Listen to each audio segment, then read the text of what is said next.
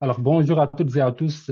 Comme Delphino m'a si bien présenté, alors je suis Salam Bey, chargé de projet et de recherche à emploi en région. Je m'en vais donc vous parler de notre étude qui porte sur les profils et les parcours des personnes immigrantes en régionalisation de l'immigration.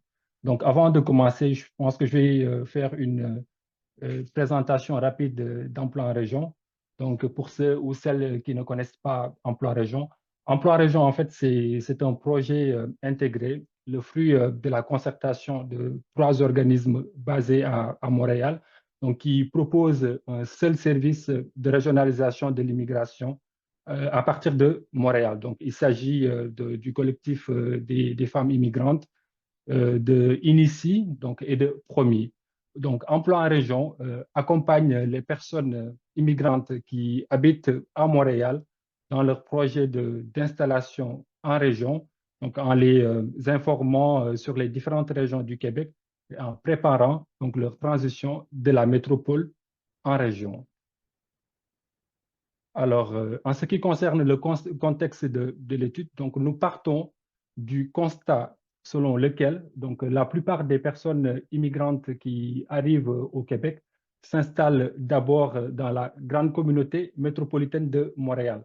Donc, heureusement, je pense que pour les personnes qui ont été au congrès de la Fédération québécoise des municipalités, donc on a vu que de plus en plus de personnes immigrantes choisissent les régions comme lieu d'installation. Madame la ministre a annoncé a annoncé des résultats encourageants. Donc, il y a eu environ 36% des personnes qui choisissent de s'établir en région. Donc, ça, c'est le fruit des efforts qu'on est en train de fournir sur le terrain.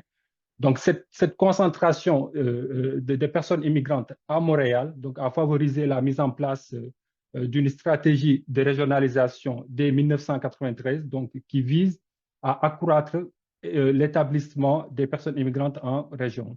Donc, le gouvernement québécois s'est doté d'un plan d'action officiel, donc, dont la responsabilité a été déléguée aux organismes communautaires pour favoriser l'intégration des nouveaux arrivants. Donc, les organismes communautaires donc, qui jouent un rôle déterminant et important dans ce processus de régionalisation donc, sont souvent des groupes qui sont créés et gérés par la communauté pour répondre aux besoins spécifiques au sein de leur milieu de vie. Donc, ce sont des acteurs clés dans ce processus de régionalisation de l'immigration.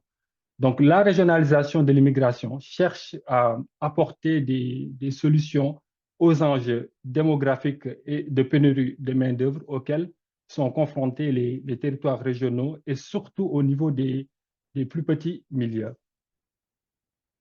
Alors, nous nous sommes aussi intéressés au niveau de la littérature à essayer de voir quel est le point de vue des organismes régionaux qui sont basés en région concernant la régionalisation de l'immigration et surtout les avantages que la régionalisation de l'immigration apporte pour les territoires régionaux. Donc, du point de vue de certains organismes, la régionalisation peut aider à réduire les inégalités régionales. Donc, on sait que bon, les territoires régionaux n'ont pas tous les mêmes capacités ni les mêmes ressources. Donc, ça peut favoriser donc, le développement économique et répondre aux besoins spécifiques de certaines régions.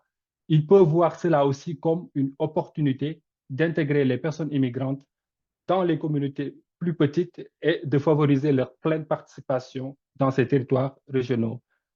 Donc, c'est dans ce contexte que nous avons mené cette étude pour s'enquérir et s'imprégner du cheminement des personnes immigrantes depuis leur arrivée à Montréal jusqu'à leur installation en région. Alors, pour cela, nous nous focalisons sur différents objectifs. Donc, le premier objectif, c'était d'identifier le profil des personnes immigrantes qui choisissent de s'établir en région, d'analyser les expériences de régionalisation des ménages immigrants, d'identifier les attentes et les besoins des ménages immigrants qui s'établissent en région hors de la communauté métropolitaine de Montréal, mais aussi d'identifier le rôle d'emploi en région et de ses partenaires dans le processus qui conduit à la régionalisation de l'immigration.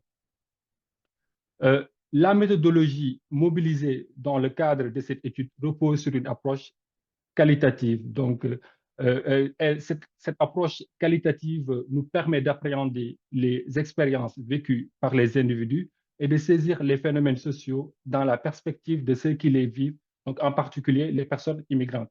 Donc, pour cela, nous nous sommes basés sur des entrevues semi-dirigées. Notre terrain d'étude s'étend dans 15 régions administratives du Québec. Donc, nous avons rencontré dans chaque territoire au moins une personne immigrante et un représentant d'un organisme, sauf au niveau de la Gaspésie, île de la Madeleine, où nous avons eu plus de difficultés à rencontrer des personnes immigrantes et organismes. Mais je pense que cette question a été résolue avec l'étude qu'on est en train de mener actuellement avec sur les liens entre les organismes d'accueil et d'intégration des personnes immigrantes et les municipalités, où on a eu quand même à rencontrer des organismes qui sont basés au niveau de la Gaspésie, île de la Madeleine. Euh, donc, au total, nous avons effectué 64 entrevues semi-dirigées. Donc, 32 entrevues ont été effectuées avec les personnes immigrantes qui sont déjà établies dans les différentes régions du Québec. Nous avons aussi effectué 6 entrevues avec les personnes immigrantes en processus de régionalisation. Donc, c'est-à-dire ce sont des personnes qui sont à Montréal et qui souhaiteraient s'établir en région. Donc, au total, nous avons rencontré 11 femmes et 27 hommes. Nous avons aussi rencontré les organismes d'accueil et d'intégration des personnes immigrantes qui sont basés en région. Donc, nous en avons rencontré 20. Nous avons aussi rencontré les intervenants, 4 intervenants d'emploi en région, donc qui sont à Montréal. Et nous avons aussi fait des entrevues avec 2 gestionnaires d'emploi en région. Donc, je souhaiterais également parler un petit peu des limites de l'étude parce que compte tenu de notre taille d'échantillon qui est réduite à 64 participants, dont 38 personnes immigrantes, nos résultats ont une portée limitée et ne peuvent être appliqués à l'ensemble de la clientèle établie ou en cours de régionalisation. En ce qui concerne les caractéristiques de l'échantillon, donc nous avons rencontré, nous avons des caractéristiques très variées. Donc nous avons rencontré des citoyens naturalisés. Donc la plupart des personnes rencontrées, c'est des résidents permanents. Donc environ 42% de résidents permanents rencontrés. Donc environ 31% de citoyens naturalisés rencontrés. Nous avons aussi rencontré des demandeurs d'asile. Nous avons rencontré des travailleurs temporaires. Nous avons aussi rencontré des étudiants post-diplôme. Donc, ce qu'on entend par étudiants post-diplôme, c'est en fait des étudiants qui ont fait leur étude à Québec, au Québec, et après leur diplomation, donc, ils ont eu un permis de travail post-diplôme.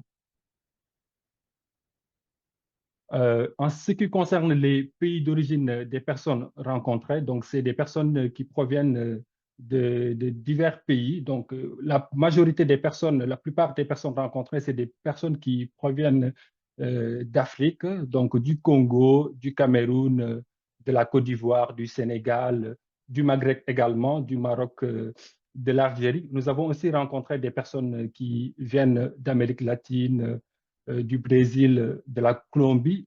Nous avons aussi rencontré des personnes qui nous viennent d'Europe, donc de la France. Donc, c'est vraiment des profils très variés.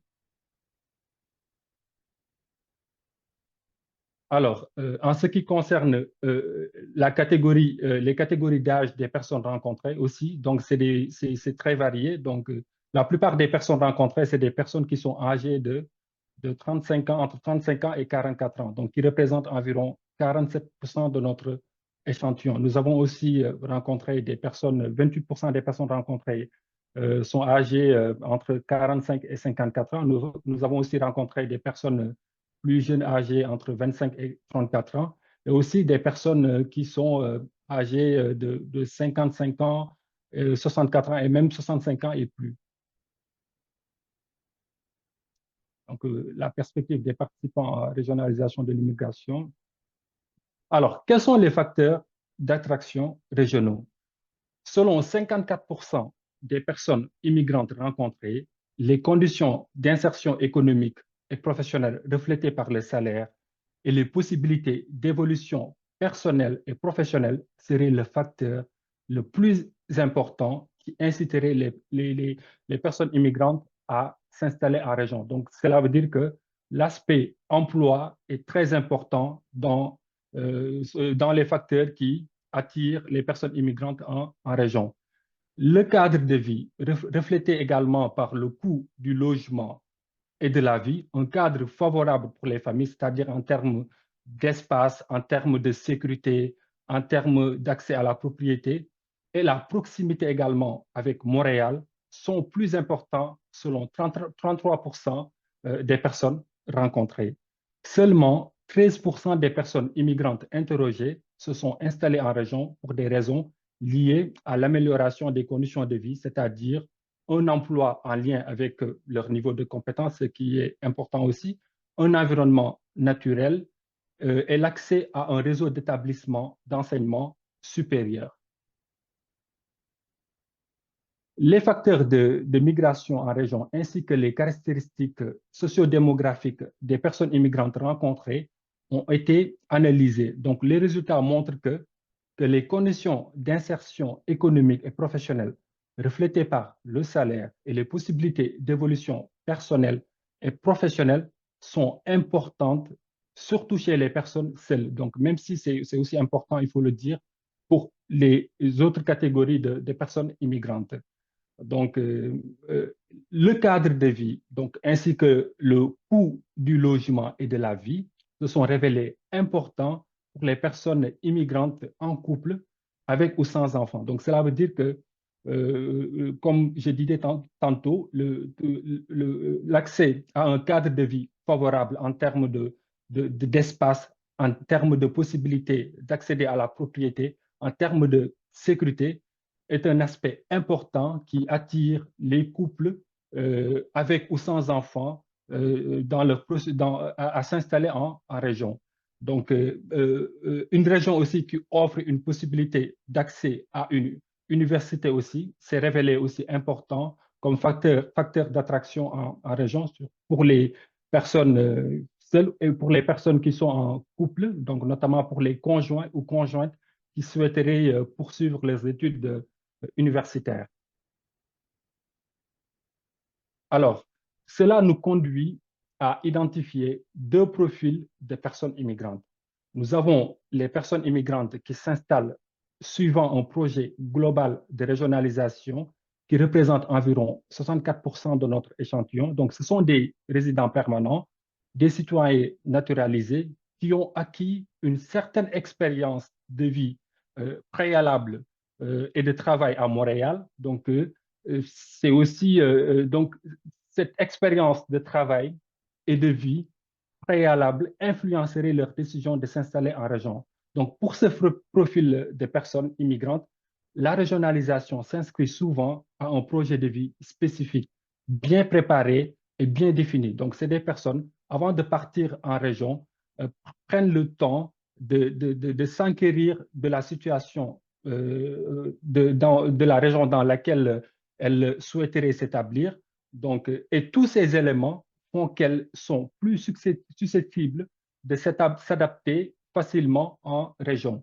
Donc, les personnes immigrantes dont l'installation est influencée par des opportunités socio-économiques, donc généralement les nouveaux arrivants, des personnes seules éclaireurs, c'est-à-dire des personnes qui peuvent, qui laissent leur famille à Montréal pour partir seules en région. C'est aussi des demandeurs d'asile, des étudiants post-diplôme. Ils sont plus attirés par un succès, par un accès rapide à l'emploi. Donc, ceux-là ont généralement plus besoin d'un accompagnement plus serré pour faciliter leur installation en région. Donc, il faudrait, pour les organismes qui sont en région, donc, de vraiment se rapprocher de cette catégorie-là pour favoriser un meilleur accompagnement. Euh, euh, il y a aussi d'autres aspects, d'autres facteurs aussi qui s'ajoutent aux différents facteurs cités précédemment, à savoir les régions qui offrent davantage d'opportunités sur le marché du travail, donc, ainsi qu'un cadre de vie conciliant, assurerait l'attraction des personnes immigrantes. L'environnement des entreprises, donc en termes de qualité des entreprises ainsi que des emplois disponibles, jouerait également un rôle important dans l'attractivité des personnes immigrantes en région. La position géographique à proximité de Montréal donc, est aussi très important aussi dans l'attraction des personnes immigrantes en région. Donc, ça augmenterait l'attractivité migratoire de la région. Et enfin, la présence d'universités et le coût moindre des frais de scolarité associés donc, contribuerait aussi à attirer les personnes immigrantes qui souhaiteraient poursuivre leur parcours académique. Alors, il y a 4 scénarios principaux qui s'offriraient à une personne immigrante qui s'est installée en région. Donc, après l'installation, soit on choisit de s'installer définitivement compte tenu des conditions de vie très favorables, soit on choisit de demeurer résolument tout en préservant la possibilité éventuelle de se relocaliser ailleurs, soit on choisit de changer de région pour contrer l'éloignement ou pour chercher des meilleures conditions d'insertion économique et professionnelle. Ou enfin, on choisit de revenir à Montréal en raison d'opportunités de travail ou de circonstances difficiles à surmonter. Alors, quels sont les facteurs d'établissement durable? La majorité, c'est-à-dire 53% des personnes immigrantes rencontrées, déjà installées en région, généralement en couple, avec ou sans enfants, âgés entre 35 et 44 ans, c'est des résidents permanents ou citoyens naturalisés, majoritairement francophones, envisageraient de s'établir durablement dans leur région d'accueil. Donc, cette décision serait surtout influencée par un cadre de vie qui répond favorablement à leurs besoins. Donc, quand on parle de cadre de vie, c'est l'espace, c'est aussi l'accès à la propriété, c'est aussi la sécurité, c'est aussi la stabilité familiale, la proximité des services aussi, mais aussi qui permettrait aussi une meilleure conciliation entre travail, vie familiale. Donc, et aussi, c'est très important aussi, des emplois qui correspondraient davantage à leurs aspirations. Donc, des emplois stables, des emplois importants, des emplois dans leur domaine de formation. Cet extrait d'entrevue peut l'illustrer, d'une personne, d'un homme de 40 ans qu'on a rencontré également au niveau de la capitale nationale, donc marié et 2 enfants, qui est analyste informatique au gouvernement. La personne nous dit, donc sur le plan social, on aimerait rester longtemps ici et voir nos enfants grandir et s'intégrer. Euh, euh, L'étude également a révélé que 16% des personnes rencontrées ont changé de région. Donc 16% ont changé de région. Et ce sont généralement des personnes seules pour qui l'éloignement, le climat et l'isolement du territoire devenaient un véritable enjeu ou qui continuaient d'espérer des opportunités de travail plus ambitieuses, donc ce qui les a poussés à changer de région. Donc seulement donc pour toutes les personnes rencontrées, il y a seulement 13% des personnes qui ont opté pour un retour à Montréal. Et ce retour vers la métropole s'est expliqué entre autres par des difficultés d'intégration professionnelle. Donc des problèmes liés à la culture et à l'acceptation de l'autre. Donc c'est pour ça que c'est important aussi dans nos entreprises aussi de favoriser la sensibilisation et de favoriser aussi le dialogue interculturel donc pour permettre aux personnes immigrantes qui arrivent de pouvoir s'établir durablement. Euh, euh, c'est aussi le retour aussi s'est expliqué aussi par la fermeture du lieu de travail, surtout pendant la pandémie de la COVID-19 aussi, ou bien aussi par des opportunités de travail à Montréal. Donc, c'est le fait de retourner à Montréal, quelquefois aussi, c'est pas toujours une expérience négative. Parfois, des personnes qui ont été en région ont eu une expérience positive en région, mais de par leur aspiration, donc de leur projet de vie, elles ont décidé de retourner à Montréal, mais tout en gardant aussi une bonne expérience de la région. Alors, 9% des personnes rencontrées se réservent la possibilité de s'établir dans une province anglophone. Donc, ces 9% des personnes, c'est des personnes qui sont toujours en région, mais qui pourraient changer de province. Et cette décision serait influencée par le fait qu'elles sont plus à l'aise avec l'anglais, qu'elles souhaiteraient proposer à leurs enfants une éducation bilingue, ou encore parce qu'elles considéraient que les provinces anglophones offrent de meilleures conditions de travail et de salaire.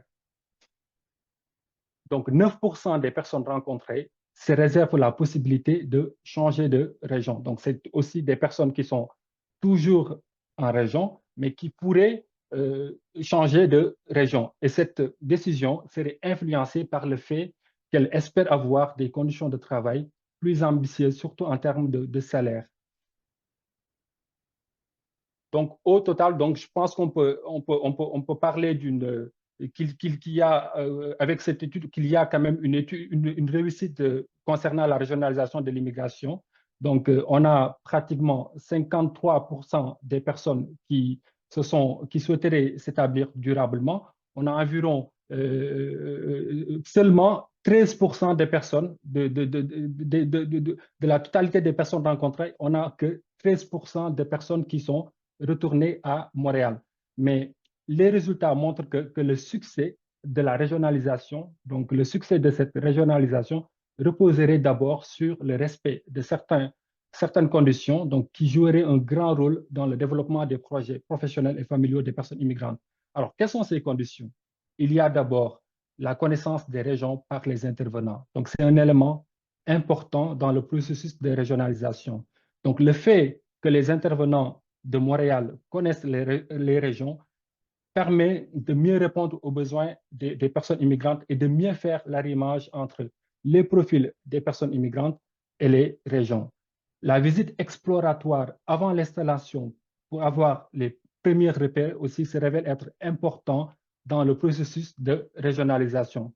Ça permet de changer la perception que certaines personnes immigrantes ont des régions. Parce que beaucoup de personnes immigrantes, quand on parle des régions, ont une perception négative des régions. Donc, le fait de les faire visiter la région avant qu'elles choisissent de s'y établir, ça permet de changer la vision qu'elles ont des régions. La préparation des personnes immigrantes au marché de l'emploi et au contexte de vie en région s'est révélé aussi important. Donc, le fait de les préparer en ce qui concerne, par exemple, comment faire un CV à la québécoise. Donc, c'est des choses très importantes parce que ça permet aussi une meilleure adaptation professionnelle. La bonne circulation de l'information sur les problématiques de la région. Des fois, on le sait tous qu'on bon, beaucoup de régions sont en compétition et souhaiteraient attirer plus de personnes immigrantes, mais il serait important aussi de parler avec les personnes qui souhaiteraient s'établir dans la région des difficultés auxquelles elles pourraient être confrontées lorsqu'elles arrivent en région, parce que cela permet de minimiser les difficultés d'accès à certains services.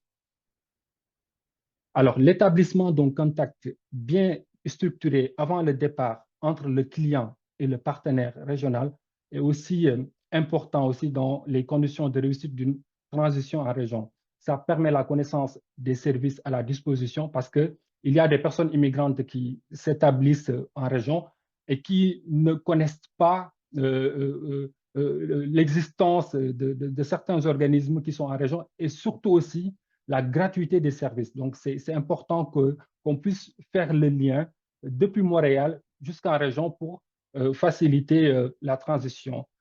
Assurer également le suivi personnalisé dans les démarches d'installation. Une fois arrivé en région, ça aussi, ça s'est révélé important dans l'étude parce que ça permet aux personnes immigrantes de se sentir entourées et en sécurité. L'accompagnement financier au déménagement aussi, ça permet de faciliter et d'encourager le déménagement. Le soutien continu des intervenants de Montréal et des régions aussi s'est révélé important dans le processus de régionalisation. Donc, ça permet c'est réconfortant et incite les personnes à persévérer. Alors, donc, le respect de ces conditions pourrait minimiser certaines difficultés dans les premiers moments de l'installation en région. Alors, quelles sont ces difficultés? Difficultés à trouver un logement correspondant à la taille du ménage, la méconnaissance des services à la disposition et leur gratuité, donc j'en ai parlé tantôt, les difficultés d'adaptation professionnelle et d'acceptation par les pairs, les difficultés de se déplacer sur le territoire, le manque de services et de repères culturels, la précarité du statut d'immigration chez les demandeurs d'asile et travailleurs temporaires. Parce que surtout concernant les travailleurs d'asile, donc il y a des services qui manquent dans les régions. Donc de les préparer à cela aussi, ça permettrait aussi de minimiser certaines difficultés. Donc, cette étude accorde une grande importance aux préoccupations des personnes immigrantes. Donc, à partir des échanges effectués auprès de ces dernières, donc, nous avons relevé un certain nombre de préoccupations qui pourraient servir de pistes d'action. Donc, parmi l'une des préoccupations serait de renforcer les services d'accueil et la création d'un lien préalable entre les nouveaux arrivants et l'organisme d'accueil en région. Donc, nous en avons parlé tantôt. De faciliter également l'accès aux services sociaux, de soins de santé, de transport et de logement en région, de renforcer la préparation des clients, des personnes immigrantes et de les informer sur les services proposés et leur gratuité avant le départ, d'impliquer davantage les personnes immigrantes, qu'on appelle les ambassadeurs, qui ont vécu la régionalisation dans l'accueil et l'accompagnement des nouveaux arrivants. Je pense que le fait même de les voir s'installer en région, je pense que ça rassure et ça pourrait inciter aussi bon nombre de personnes immigrantes à venir s'installer en région. Alors, de faciliter également et de décentraliser les démarches administratives d'immigration, de renforcer le suivi personnalisé durant le processus d'immigration et de régionalisation, de renforcer la sensibilisation des locaux et le dialogue interculturel entre les autochtones et les personnes issues de l'immigration, d'éviter le risque de considérer les personnes immigrantes comme des ressources territoriales en omettant de tenir compte de leurs aspirations. Donc, c'est des personnes on ne cessera jamais de le dire, des personnes aussi qui ont des projets de vie, qui ont des aspirations. Je pense que c'est important aussi d'en tenir compte. De renforcer également les initiatives de réseautage et la concertation entre les différents organismes, renforcer également les infrastructures et les activités de loisirs qui permettraient également aux personnes immigrantes de se créer un réseau, de rencontrer aussi la population locale, faciliter l'accès des nouveaux arrivants à la propriété, parce que c'est important, parce que l'accès à la propriété est un indicateur important d'établissement durable. Donc, mais aussi d'accentuer les actions de façon à mieux répondre aux besoins des personnes immigrantes. De favoriser également des emplois à la hauteur des attentes et qui favorisent l'avancement de carrière, d'instaurer des classes d'accueil en région pour les enfants des personnes immigrantes, parce qu'on s'est rendu compte avec l'étude aussi dans certaines régions, il y avait des difficultés aussi concernant les classes d'accueil.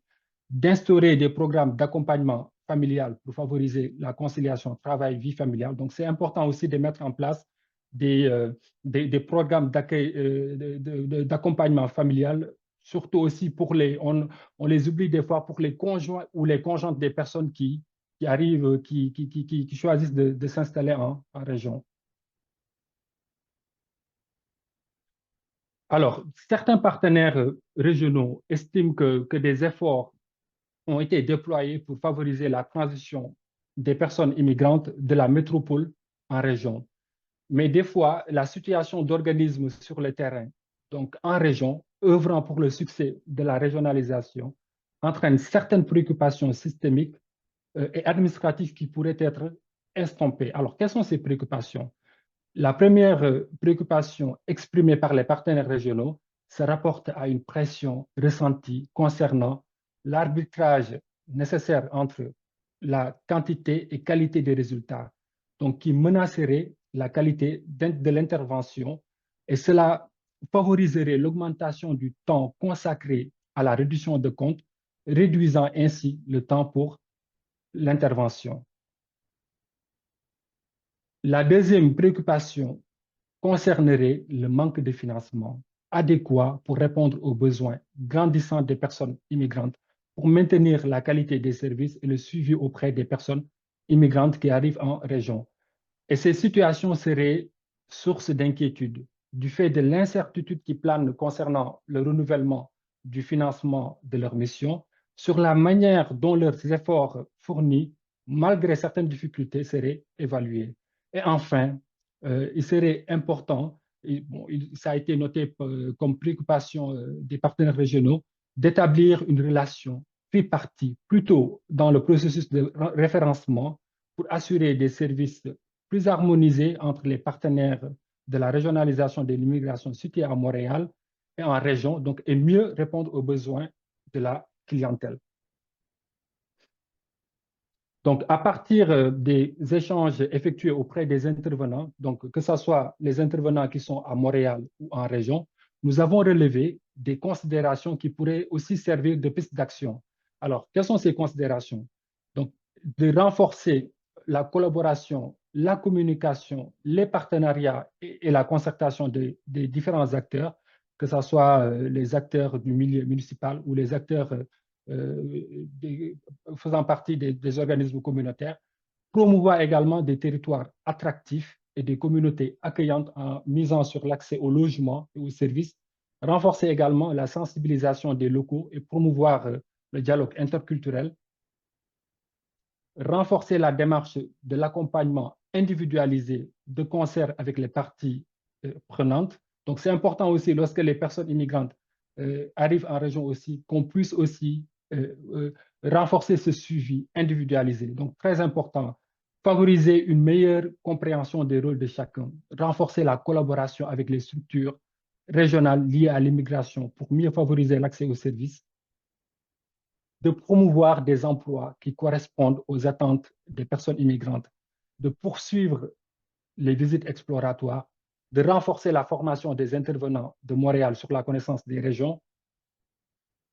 Donc, en conclusion, il faudrait retenir que les personnes immigrantes, résidentes permanentes ou citoyennes naturalisées, en couple avec ou sans enfants, avec une expérience de travail et de vie à Montréal, dont la situation professionnelle, résidentielle ou familiale s'est améliorée en région, sont plus enclines à envisager l'établissement durable. Cela s'expliquerait également par la qualité du soutien de l'organisme partenaire en région. Les personnes souvent seules ou qui partent en éclaireur, résidentes permanentes ou citoyennes naturalisées, dont la régionalisation rime avec un recul du statut ou ne s'élève pas au fur et à mesure du temps passé en région, sont plus susceptibles de changer de région ou d'envisager un retour à Montréal. Donc, il serait nécessaire de renforcer leur accompagnement afin de trouver une réalité territoriale en cohérence avec leurs aspirations. Les demandeurs d'asile, du fait de la précarité de leur statut, sont contraints à être moins mobiles entre les différentes régions et auraient donc moins de liberté d'action. Malgré la précarité de leur situation, les résultats montrent que la majorité des demandeurs d'asile aspirent à s'établir durablement dans leur région d'accueil, ayant trouvé dans leur communauté d'accueil une réalité territoriale qui s'alignerait sur le projet d'immigration. Donc, il semble également nécessaire de connaître le projet de vie de la personne immigrante qui souhaiterait s'installer en région et de trouver une réalité territoriale qui s'alignera sur son profil et sa vision afin de favoriser un établissement durable. Il serait également nécessaire de proposer des opportunités de développement professionnel et un cadre de vie stimulant pour attirer durablement les personnes immigrantes en région, mais aussi de favoriser un accompagnement authentique de qualité de la part des organismes communautaires et leur collaboration sur le terrain. Donc, mais cela passe également par une implication des personnes immigrantes au sein de la communauté, notamment pour accueillir les nouveaux arrivants. Et les personnes immigrantes ont une responsabilité également de participer, je l'ajoute, aux activités qui sont organisées par les organismes qui sont en région. Cela pourrait aussi faciliter leur intégration en région. Voilà. Merci de m'avoir écouté. Donc, je pense qu'on va passer à la période des questions. Oui, merci beaucoup, Salah. Très intéressant. On a quelques questions présentement. La première question nous vient de Sereratrine, mais je pense qu'elle est plus adressée à Delphino. Je ne sais pas si Delphino... oui, Delphino se connecte. Oh, je l'ai... Parfait. Delphino, on a une question pour avoir une définition de la régionalisation et son fonctionnement. Est-ce que tu pourrais nous donner quelques éclaircissements, s'il vous plaît?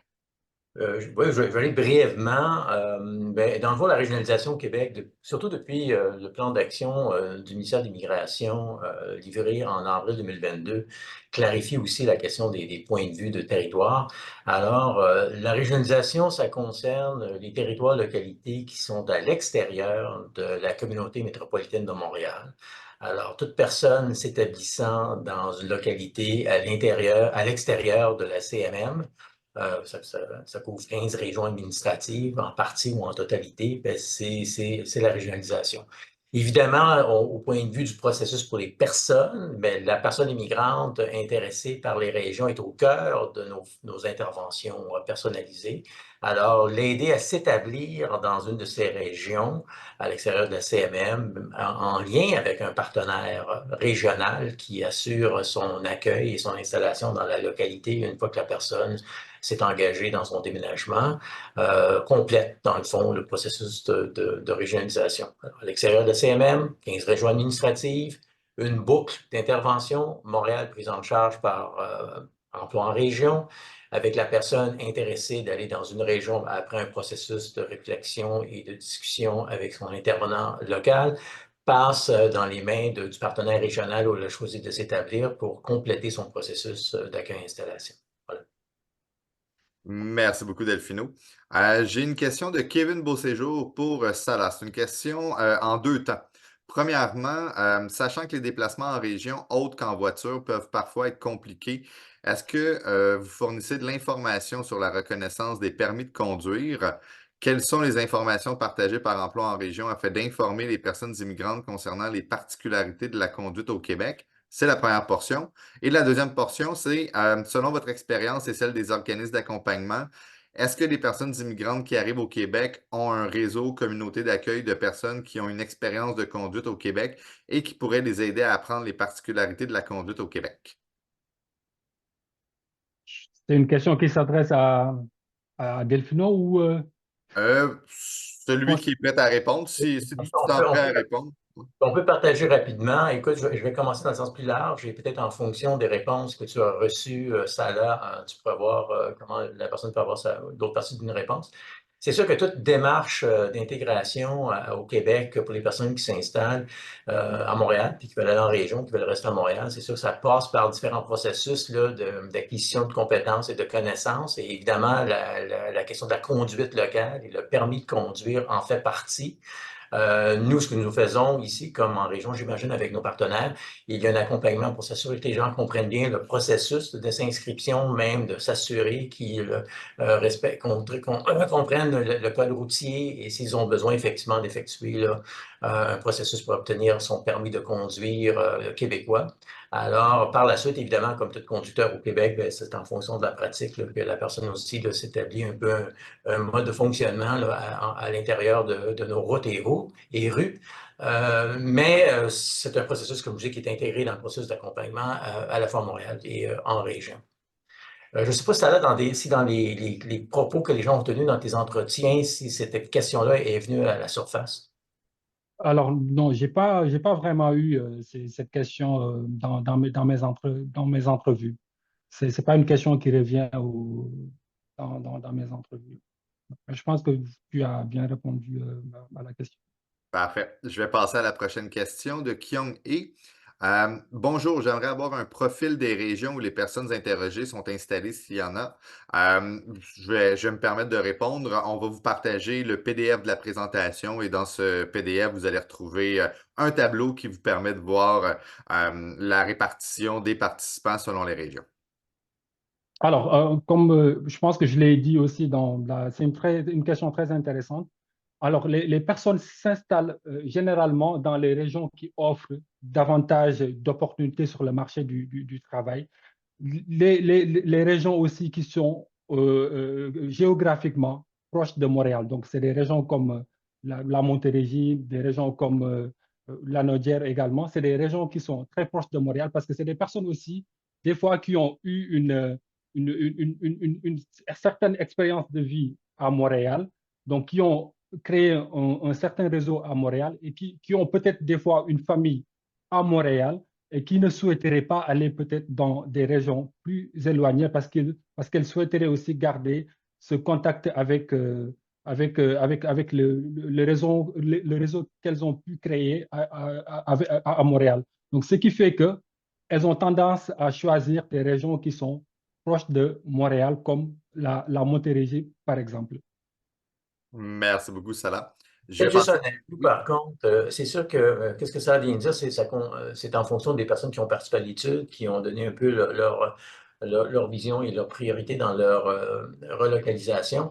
Mais il faut dire qu'Emploi en région, à Montréal, donne de l'information sur l'ensemble des régions. Alors, les régions qui sont plus proches de Montréal, les régions qui sont éloignées, les caractéristiques qui pourraient les aider à trouver des emplois qu'ils désirent à obtenir ou pourrait faciliter d'autres types de projets, comme des projets d'entreprise ou même de reprenariat qu'on travaille plus récemment.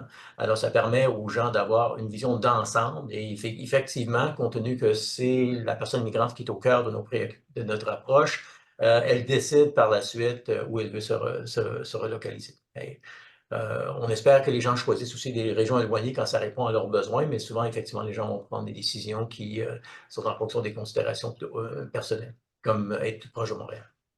Merci beaucoup, Delphino. Puis, ben, je vais me permettre une petite référence en complément de réponse. Dans votre prochain numéro du bulletin de liaison sur la régionalisation de l'immigration, si vous n'êtes pas encore abonné, je vous invite à vous y abonner. On va avoir 2 articles sur des activités qui ont eu lieu dans des régions plus éloignées, donc les îles de la Madeleine et Bécomo sur la Côte-Nord. Je vais passer à la prochaine question de Catherine Landry. Salah, est-ce que les intervenants d'emploi en région accompagnent les demandeurs d'asile qui souhaitent s'établir en région? C'est peut-être plus une question pour Delphino à ce moment-là.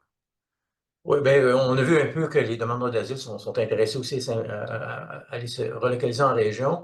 Dans le contexte des services qui sont intégrés dans notre approche financée par le ministère de l'Immigration, les demandeurs d'asile ne reçoivent pas des services directs en régionalisation. Il y a un projet pilote actuellement qui est en expérimentation, qui implique emploi en région et la région, surtout la région de la capitale nationale, alors Québec, la ville de Québec en particulier, pour déterminer un peu le fonctionnement qui devrait être adapté effectivement pour les demandeurs d'asile. À la suite de cette expérience pilote-là, on espère voir un peu comment on pourrait effectivement étendre une approche qui est plus adaptée aux demandeurs d'asile pour d'autres localités au Québec. Mais pour le moment, c'est limité effectivement à ce projet pilote-là, Montréal, Ville de Québec.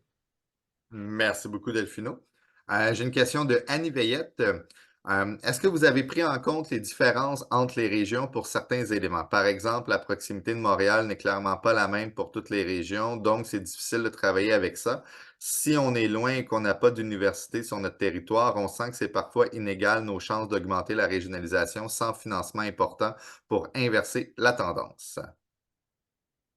Ouais, il est important de souligner que quand même, comme on l'a dit, en fait, il y a quand même les forces des différentes régions ne sont pas les mêmes. Donc, certaines régions ont plus de capacité d'accueillir, plus de ressources que d'autres régions. Donc, cela pose problème, certainement problème pour certaines régions qui n'ont pas les mêmes capacités ou les mêmes ressources de certaines régions, donc à attirer des personnes immigrantes. Mais je pense que avec la mobilisation qu'on voit dans les milieux, la mobilisation, une forte mobilisation qu'on est en train de voir dans les milieux, que ce soit du côté des élus municipaux, que ce soit du côté aussi des organismes communautaires, je pense qu'il y a un travail qui est en train de se faire et qui est en train même de donner des fruits pour mieux faciliter l'accueil et l'intégration des personnes immigrantes qui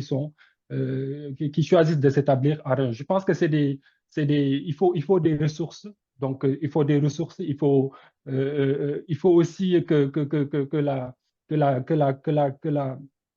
surtout la collectivité également puisse se joindre aux organismes communautaires pour qu'on puisse travailler ensemble à favoriser donc la régionalisation de l'immigration. Mais c'est quelque chose qui est en train de se faire. Peut-être on peut ajouter que c'est sûr que c'est une question de comment on structure l'offre que les régions ont et comment que la demande aussi se manifeste à Montréal pour aller dans ces régions-là.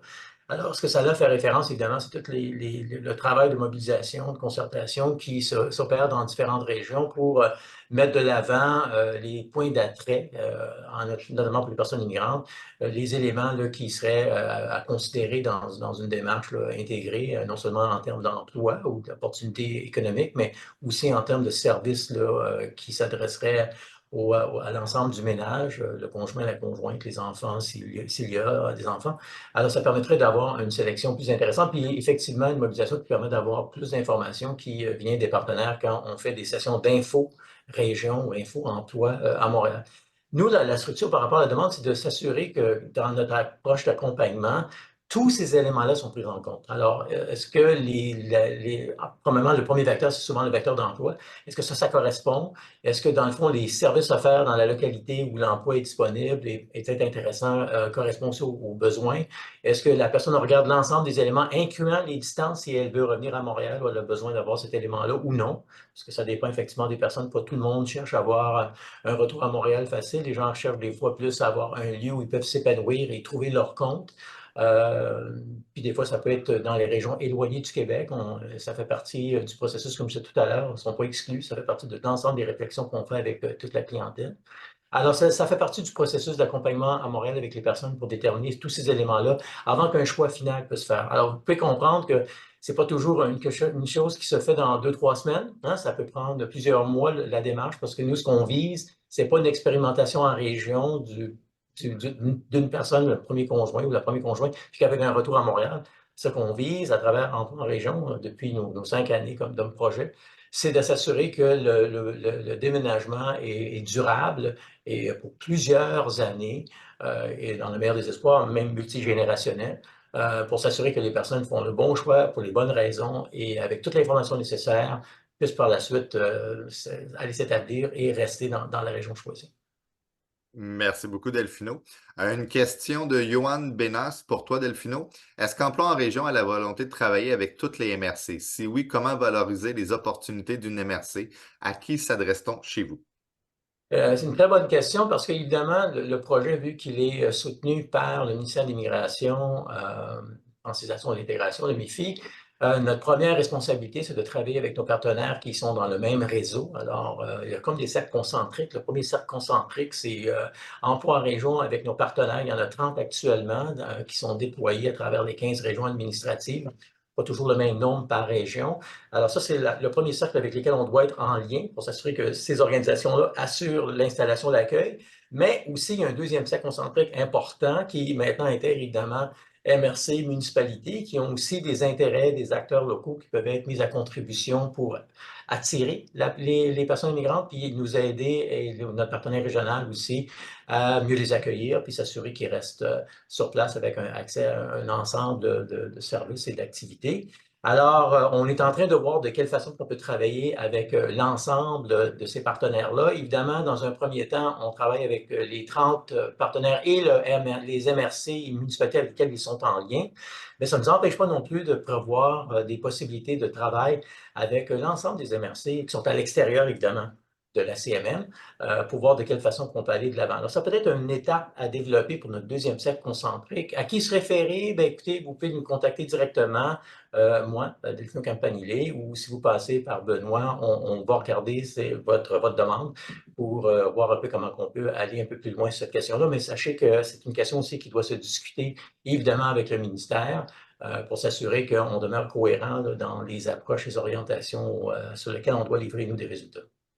Et Delphino, je me permets peut-être un petit complément de réponse. On travaille actuellement avec la Fédération québécoise des municipalités et l'Union municipale des municipalités du Québec pour augmenter l'attraction dans les emplois des administrations municipales des personnes immigrantes qui sont inscrites à emploi en région. Donc, c'est une autre opportunité pour les régions d'augmenter la régionalisation. Je vais y aller avec une question de Félix Hood. Au début de la présentation, parmi les facteurs d'attraction et de rétention, l'emploi ressort beaucoup plus fort que le cadre de vie. Plus loin dans la présentation, dans nombreux facteurs portant sur le cadre de vie sont nommés, comme meilleur réseautage entre populations locales, nouveaux arrivants et ou adaptation des services aux personnes immigrantes. Un peu d'éléments sur l'emploi. Comment expliquez-vous cette dichotomie, ceci en gardant en perspective que les villes MRC organismes tentent d'organiser des activités d'accueil et de socialisation pour favoriser l'intégration à long terme au-delà de l'emploi? Ça là, je pense que c'est plus à toi de voir un peu ce que les Ouais. entretiens ont donné. Ouais. Ouais. En fait, ouais, comme les entrevues ont montré que l'emploi s'est révélé être un facteur important d'attraction en région. Mais bon, c'est important que ça soit pour les personnes, pour les personnes seules, mais c'est aussi important pour les personnes qui sont, qui s'installent en région en couple ou avec ou sans enfants. Donc, c'est aussi important pour les personnes seules, mais aussi important pour les familles, même si c'est les familles, le choix des familles serait plus de s'installer dans des régions où le cadre de vie est favorable en termes d'espace, en termes de sécurité, en termes également d'accès à la propriété. Mais l'emploi est aussi important pour les personnes seules que pour les personnes qui sont en famille avec ou sans enfants. Merci beaucoup. Donc, si tu me permets, Benoît, c'est d'ajouter un peu l'affaire du pouce, ce que ça a dit pour notre collègue Félix. C'est sûr que, tu sais, qu'est-ce qui rend l'attraction tangible pour plusieurs personnes immigrantes, c'est le type d'emploi qui est offert, qui correspond à ses profils, son profil et ses intérêts. Alors, ça demeure un vecteur hyper important, mais pas exclusif. Alors, il y a besoin d'être associé à d'autres facteurs pour assurer qu'une fois que l'emploi demeure l'élément premier, après ça, c'est quoi les ensembles de points d'attrait qui permettent de compléter pour la personne le fait qu'elle va prendre la décision d'aller dans cette région-là? Alors, c'est l'accès aux services, c'est les autres facteurs que Salah vient juste de mentionner. Alors, tu sais, ça fait quand même partie d'un seul package, si je me permets l'expression. Mais l'emploi, c'est peut-être la première chose qui va ouvrir la porte pour regarder ce que la région offre, puis après ça, voir effectivement si ça correspond pour l'ensemble du ménage. Parce que, comme on dit, c'est important de s'assurer que la personne, quand elle va prendre sa décision, elle la prend pour un long terme. Alors, c'est pas d'aller faire juste une expérimentation et revenir, mais c'est de s'assurer que la région, la localité qu'elle choisit répond à un ensemble de besoins. Comme ça, elle peut s'assurer de rester sur place pour une plus longue période, une longue période. Merci beaucoup, Delphino. Je vois le temps filer, il est 12h55, il nous reste un petit 5 minutes. On a 15 questions en suspens. Je vais essayer d'en jumeler quelques-unes. J'en ai une de Patricia Garner qui est comment les conseillers en régionalisation font-ils pour bien référer les personnes aux bonnes régions? Est-ce qu'ils les découvrent, le territoire et ses opportunités eux-mêmes? Ben, peut-être dans un premier temps, c'est que c'est sûr qu'on regarde l'ensemble des caractéristiques ou les créneaux d'excellence, si on parle de plus de secteur économique qui amène une personne à regarder une région en particulier en fonction de son profil. Et aussi les autres éléments qui sont importants pour la personne, distance de Montréal, accès à des services, être plus dans une localité urbaine qu'une localité qui est semi-urbaine. Alors, ça fait partie d'un ensemble d'éléments, mais oui, on essaie de couvrir, dépendant, l'élément important, c'est l'objectif socio-professionnel, mais on regarde l'ensemble des régions qui correspondent à ça et on regarde avec l'ensemble des autres éléments quelles sont les régions effectivement qui deviennent plus importantes pour la personne et la personne prend le temps de réfléchir, avoir plus d'informations, visiter avec les séjours exploratoires et après un processus de réflexion, bien, voir laquelle des options là, sur lesquelles elle veut tabler et on l'accompagne là-dedans. Ça permet effectivement d'avoir le temps nécessaire de regarder un ensemble d'éléments. Bon, c'est sûr que c'est toujours c'est appelé à être amélioré, et on y va beaucoup avec la personne qui elle-même peut être des fois changeante dans son point de vue, mais on essaie de s'assurer que dans les considérations, l'ensemble des régions qui peuvent correspondre à son besoin d'emploi dans un premier temps, et ça nous permet d'aller de l'avant et de regarder les autres facteurs là, qui l'amèneraient à choisir une région en particulier. Mais c'est sûr qu'aujourd'hui, je vais rondement, mais on pourra prendre le temps, si jamais vous êtes intéressé, de parler un petit peu plus, pour ceux qui nous connaissent moins, comment que notre processus d'accompagnement se fait à partir de Montréal. Merci beaucoup. Salah, question pour toi. Est-ce que dans vos entrevues, vous avez déterminé si les personnes immigrantes installées en région venaient de milieux urbains ou ruraux dans leur pays d'origine? Est-ce que c'est un facteur qui peut influencer l'établissement durable? C'est une question de Julie Pinault. Alors, ben, ça fait partie de nos limites. On n'a pas pu quand même faire ce lien. Donc, mais je pense que c'est une question très intéressante qu'elle a soulevée. Alors, nous, dans cette étude, nous sommes vraiment focalisés sur d'autres facteurs. Mais il s'est révélé que c'est surtout le facteur emploi qui pousserait les personnes immigrantes à s'établir en région. Surtout le facteur emploi, en considération avec d'autres facteurs, comme l'a dit tantôt Delphino. Mais le fait que la personne provienne d'une région ou d'un centre urbain, ça aussi, ça pourrait être aussi un élément important aussi qu'on pourrait voir dans nos prochaines études. Merci, Salah. Question de Andrea Paquin-Lessard. Que recommanderiez-vous aux régions éloignées comme l'Abitibi-Témiscamingue qui sont aussi plus méconnues pour mieux se faire connaître auprès des partenaires de la régionalisation de l'immigration? Bien, c'est sûr qu'on était déjà en lien avec les organisations qui sont mandatées pour faire du recrutement et de l'accueil des personnes immigrantes.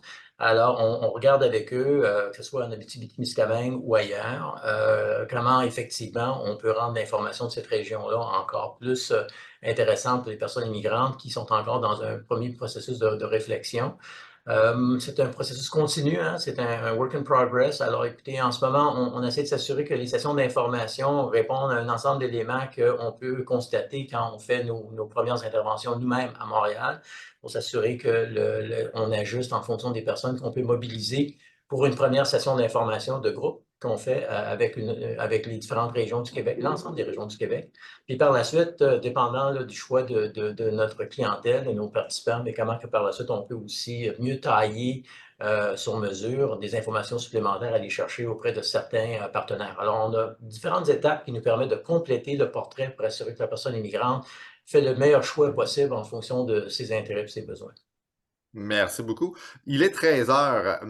Delphino, Salah, est-ce que vous me permettez de vous poser les dernières questions qu'il nous reste ou vous préférez qu'on arrête à ce moment-ci? Non, ben, je ne sais pas on peut aller jusqu'à la fin, ça dépend combien il en reste. C'est aussi l'intérêt de nos participants. Je ne sais pas s'il y a des gens qui avaient des engagements ailleurs, mais c'est sûr qu'après 13 heures, mais on peut rester pour compléter les questions qui sont là. Parfait. On est encore à 70 participants sur les 100 qui se sont présentés aujourd'hui. Donc, on a quand même une bonne audience qui veut continuer à entendre vos réponses. Donc, je vais y aller avec une question d'Elisabeth Dupont. Bonjour, j'ai vu qu'il était question des classes d'accueil en francisation en région, mais vous avez pris des données sur l'accès à de la francisation temps plein ou partiel à proximité du lieu de vie des personnes. Donc, en fait, je résume la question, là, mais par rapport à l'accès aux classes de francisation, quelle source d'information est-ce que vous avez pris? Alors, par rapport aux classes d'accueil, en fait, c'est surtout des parents en fait, qui avaient des difficultés, surtout des parents dont leurs enfants ne maîtrisaient pas le français et qui avaient des difficultés à trouver des classes d'accueil lorsqu'ils choisissaient de s'établir en région. C'est surtout par rapport à cela, en fait, on parle de classes d'accueil. Mais c'est surtout pour des enfants qui sont, des enfants qui sont voilà, de bas âge, donc qui avaient des difficultés à trouver des classes d'accueil dans certaines régions du Québec. Donc, c'est surtout sur ça qu'on parle de voilà, difficulté de trouver des classes d'accueil dans certaines régions. Oui, Merci beaucoup. c'est important de simplifier. Si tu peux prendre Benoît rapidement, c'est pas une évaluation de l'ensemble des ressources qui sont disponibles sur les territoires, soit en classe d'accueil, qui sont sous la gouverne des conseils des centres de services scolaires, ou la francisation qui est du ressort de nos organisations et les gens soutenus par le ministère. mais c'était en fonction des informations que les personnes qui ont été interviewées ont données. Alors, dans ce sens-là, c'était des éléments là, qui ont été soulevés, qu'on partage aussi avec vous puis nos partenaires. Mais il faudrait voir effectivement, nous, on s'assure que quand les gens nous posent des questions, qu'on leur donne l'information nécessaire en ce qui concerne ces types de services. Il faut que les personnes, effectivement, font la demande. Sinon, on peut soulever la question avec eux, mais par la suite, il faut qu'ils regardent ça une fois arrivés en région avec leur partenaire là-bas. Merci beaucoup. J'ai une question de Stéphane Larocque. Quelles sont les principales déceptions de ces personnes ayant vécu la régionalisation? Déceptions, promesses non tenues, etc. Ça, c'est plus toi, Moi, je ça. parlais, ouais, moi, je parlerai pas de déception. Peut-être qu'on pourrait parler peut-être de difficultés que ces personnes ont vécues. Et ces difficultés, je pense que c'est les difficultés d'accès au logement, donc surtout des logements qui correspondent à la taille de leur ménage.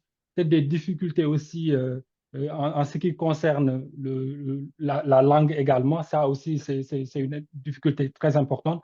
Des difficultés aussi par rapport au transport. Et je pense que ça aussi, ça concerne plusieurs régions du Québec parce que les personnes, lorsqu'elles arrivent des fois sur place, d'où l'importance aussi d'en parler avant de les attirer en région. Lorsque les personnes arrivent sur place aussi, se rendent compte que on est dans un territoire où se déplacer demeure difficile. Donc, je pense que c'est important de les préparer à cela parce que, pour que lorsque ces personnes arrivent là sur place, qu'elles puissent prendre les devants et puis pouvoir se déplacer plus facilement. Je pense que moi, je ne parlerai pas de déception, mais plutôt de difficultés. Parce qu'il y a beaucoup de personnes des personnes qu'on a rencontrées qui ont décidé de retourner à Montréal et qui ont gardé une expérience très positive de la vie en région. Merci. J'ai une question d'Abdelkarim El Karmoudi sur la régionalisation de l'immigration au Québec, en particulier concernant les demandeurs d'asile. Les parcours des personnes immigrantes, quelles orientations le MIFI envisage-t-il pour mieux soutenir les demandeurs d'asile qui sont redirigés vers les régions comme la nôtre où il existe actuellement un manque de services et d'organismes dédiés à leur intégration? Malheureusement, on ne peut pas prendre la parole pour le MIFI, donc on ne pourra malheureusement pas répondre à cette question-là. C'est simplement la même réponse que j'ai donnée tout à l'heure. Il y a un projet pilote qui est en voie d'être complété, qui se fait maintenant, c'est-à-dire on va évaluer les résultats à la fin du processus. On espère être en mesure d'offrir des services plus larges aux demandeurs d'asile. En termes d'accompagnement, je ne parle pas des personnes demandeurs d'asile qui se retrouvent en région eux-mêmes, ça c'est une autre question. Mais pour le moment, le type de service à offrir va être en fonction des résultats de ce projet pilote-là. Merci beaucoup. Prochaine question pour Salah, de Laurence Ménard. Il peut être difficile de promouvoir une région alors que les prix des loyers ont drastiquement augmenté au cours de la dernière année. La hausse des taux d'intérêt pour l'achat d'une propriété a aussi un impact sur le choix de s'établir en région. Est-ce que ces facteurs sont nommés dans l'étude? Alors, c'est pas des facteurs qui ont été nommés dans l'étude, mais ce qui sort dans l'étude est que l'accès à la propriété demeure un élément important de régionalisation. On l'a vu, une bonne partie des personnes rencontrées ont choisi de s'établir en région aussi, peut-être pour accéder à un emploi qui correspond à leurs compétences, pour avoir un cadre de vie favorable, mais aussi pour avoir accès à la propriété. Donc, je pense que l'accès à la propriété est un élément important d'établissement, un indicateur important d'établissement durable. Et je pense que aussi, il serait important aussi qu'on puisse, que ça soit au niveau du gouvernement local ou des personnes concernées, qu'on puisse travailler ensemble pour favoriser l'accès à la propriété, faciliter l'accès à la propriété des personnes immigrantes. Merci beaucoup. Prochaine question de Marie-Thérèse Chicha. Delphino, je pense qu'elle t'est adressée. Comment mesurer le progrès de la régionalisation ou le succès de la régionalisation? Ça fait depuis des années qu'on regarde les éléments à considérer. Une première mesure, évidemment, c'est l'établissement d'une personne en fonction de ses besoins et le degré de sa satisfaction, qui sera aussi jumelé à la durée de son établissement. Ce sont des choses qu'on regarde. Il faut qu'on se donne les moyens pour faire ce type de suivi-là. En ce moment, nous, de Montréal, on s'assure que les personnes, on voit avec eux dans le mois qui s'établissent, s'assure que tout est bien établi avec le partenaire. On est toujours en lien avec le partenaire régional, c'est-à-dire l'organisme d'accueil dans la région. Et par la suite, cet organisme-là a aussi la responsabilité de vérifier après une première et une deuxième année, si la personne est toujours dans la région et s'il y a encore des besoins qui se manifestent. Mais c'est à déterminer si on peut aller un peu plus loin, mais le succès, effectivement, c'est pas simplement un établissement d'un coup, c'est de s'assurer que la personne est là, surtout après peut-être une première année, voire même deux, mais ça, ce seront des choses qui seront à raffiner avec le ministère pour dire qu'est-ce qui est effectivement durable. Certains vont vous dire c'est 20 ans, d'autres vont dire c'est 5 ans. C'est sûr que dans le fond, il faut s'assurer que les gens, quand ils déménagent en région, ils ont la bonne information, ils ont la bonne orientation, sont décidés de le faire, puis ils trouvent qu'ils ont tous les éléments nécessaires pour réussir leur coup. Après ça dépend d'eux. Parce que toutes les meilleures, comme je disais, les personnes qui ont décidé certains de retourner à Montréal ou sont en considération pour aller ailleurs, au Québec ou au Canada, à ce moment-là, c'est la personne qui décide. Alors, tu sais, ils peuvent avoir une très belle expérience, tout ça super intéressant, mais dans leur vie, quelque chose change, une nouvelle opportunité, un changement ou une nouvelle orientation que la famille se donne, qui les amènerait ailleurs. Et ça, avec, ça soit vu comme étant une réussite, parce que dans le fond, les gens, tu sais, sont libres de choisir où ils veulent. On n'établit pas des gens par quota. Ils ne sont pas non plus pris dans la région qu'ils vont. C'est en fonction de leur volonté de s'épanouir et de s'assurer qu'ils peuvent trouver leur compte. Et des fois, dans la région qu'ils vont s'établir, ils retrouvent tout ça. C'est ça notre plus grand espoir. Mais en deuxième lieu, je vous dirais que s'ils ne le trouvent pas dans la région X, mais si jamais ils veulent aller dans la région Y, dans une région avoisinante, parce que ça répond mieux, où il y a d'autres opportunités ou d'autres possibilités, mais ça, avec, ça doit être vu comme étant un point positif. Alors, on pourra voir avec nos académiques, dont Mme Chicha et autres, comment on peut établir des mesures qui peuvent être les plus probantes possibles. Merci beaucoup, Delphino. Il nous reste deux petites questions. Premièrement, Abdelkarim El Karmoudi, comment Emploi en région peut-il influencer les stratégies et orientations du MIFI? C'est en complémentaire de sa première question. Je vous dirais que ça se fait avec nos partenaires régionaux et les autres acteurs en région qui sont intéressés par la régionalisation, les questions liées à l'immigration, évidemment. Alors, nous, de notre côté, à Montréal, c'est d'amener nos points de vue, mais c'est quelque chose qu'on peut bâtir avec nos partenaires régionaux. On a un forum qu'on tient tous les 2 ans. Ça peut être un lieu aussi où ces éléments-là peuvent se ressortir. Il y a peut-être des possibilités à l'avenir de faire des mémoires conjoints sur des questions d'immigration qui peuvent être livrées à des instances particulières, commission parlementaire ou autre. Alors, il y a peut-être des études futures qu'on pourra faire aussi qui répondent mieux à des situations particulières qui pourraient éclairer et nous permettre d'aller plus loin. Alors, on est au seuil de voir d'autres types de possibilités de collaboration pour effectivement aller dans ce sens-là, pour assurer qu'on est capable conjointement avec nos partenaires de région pour maintenir le même modèle, Montréal et nos partenaires, comment on peut aller plus loin et faire mieux dans cet effort-là de régionaliser les personnes immigrantes intéressées à aller s'établir en région. Merci, Delphino. J'ai un petit témoignage à une personne, Kyung-hee, qui a passé par la régionalisation avec le collectif à l'époque. Ça fait maintenant 12 ans qu'il est installé en région avec 2 enfants. Il aimerait vérifier une information. Depuis quelle année est-ce que le MIFI commence à financer le programme de régionalisation? Le premier projet pilote a été financé avec nous, le premier en 1998. Évidemment, le financement, il était beaucoup moins que ce qu'il est maintenant. Alors, je vous dirais que malgré le fait qu'il y avait des orientations énoncées par le gouvernement du Québec depuis au moins le début des années 90, le premier projet communautaire sur une base pilote a été fait à partir de 1998 et a continué à travers les années 2000-2010 pour que Emploi en région devienne par la suite un projet qui regroupe les 3 organisations qui avaient des mandats. Après premier, il y a eu le collectif, puis après le collectif, il y a eu ALPA, maintenant Inici, à la fin des années 2000, pour se regrouper en 2018, pour avoir une plus grande force de frappe, intégrer nos ressources pour être en mesure de accompagner plus de monde, s'assurer qu'on peut donner un meilleur service pour ces personnes-là pour les s'établir en région et d'être surtout en mesure de mieux faire la promotion des régions à Montréal, qui a toujours été un peu le parent pauvre de la régionalisation. Le ministère ne fait pas nécessairement beaucoup de choses de ce côté-là. Il y a des Journées du Québec, entre autres, mais en ce qui concerne l'information pour que les régions soient vues comme étant des lieux d'opportunité pour les gens qui sont prêts à les saisir, bien, ça, c'est beaucoup une stratégie qui est financée par le ministère, mais que nous développons sur le terrain à Montréal et que nous travaillons aussi conjointement avec nos partenaires à travers les différentes régions. Merci Delphino. Et dernière question, Félix Hood qui a dû quitter, mais il porte à notre attention une certaine surprise de savoir qu'une majorité de participants qui s'établissent en région étaient à Montréal depuis 2 ans. Ça ébranle un mythe que c'est plus facile de déplacer des gens qui sont déjà bien installés à Montréal avec un réseau d'amis et d'enfants d'école versus des gens avec moins d'attaches à Montréal. Est-ce que ça se reflète dans l'expérience des organismes de régionalisation de Montréal?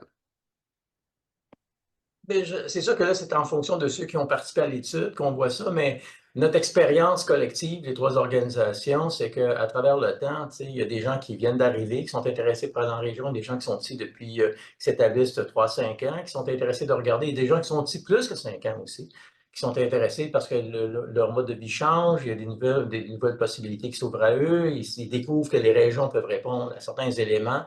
Alors, ce n'est pas nécessairement un cadre fermé autour des personnes qui sont plus récemment arrivées. C'est un cadre ouvert qui permet de regarder pour toute personne immigrante de première génération qui est intéressée à regarder les régions à différents moments dans leur stade de vie au Québec, que ça demeure une option ouverte. Alors, les gens peuvent déménager après 10 ans à Montréal et ça fait effectivement puis devenir des contributeurs importants dans la région qu'ils choisissent, la localité qu'ils choisissent. Puis ceux qui viennent d'arriver aussi, qui sont plus prêts à le faire, à ce moment-là, on regarde un ensemble. Alors, je pense qu'il faut le voir de cette façon-là. C'est pas confiné à une certaine partie de la population immigrante qui vient de Montréal plus récemment. C'est vraiment, je dirais, le cadre est beaucoup plus ouvert que ça. C'est ce qui complète notre portion de questions et réponses. Merci à tous. Merci Salah, merci Delphino pour votre présentation et les réponses fort pertinentes. Delphino, je te laisse le mot pour conclure. Écoutez, merci à toi, Benoît. Merci à toi, Salah. Merci à tout le monde qui a participé. Si vous complétez, si vous voulez avoir plus d'informations plus tôt, écoutez, n'hésitez pas à nous contacter. Vous avez l'adresse de Benoît Malric. C'est une bonne porte d'entrée pour ceux qui veulent plus d'informations. Il y a aussi directement Salah si vous avez d'autres questions. Et si on peut répondre à vos questions plus sur notre processus, notre approche emploi en région, ça nous fera un plaisir de vous rencontrer et de vous en parler plus en détail. Alors, merci beaucoup encore pour avoir participé à ce webinaire. C'est très apprécié.